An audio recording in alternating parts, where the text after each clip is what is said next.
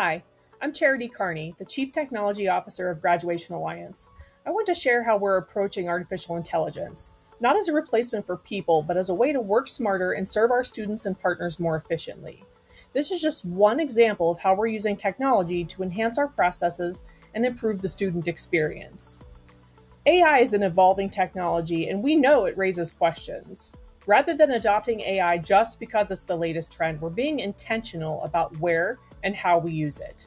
Our goal is to streamline processes and free up our team's time for the human work that matters most, supporting students. One key area where we're integrating AI is transcript review. Last year, our team manually processed over 21,000 transcripts, each taking 15 to 20 minutes.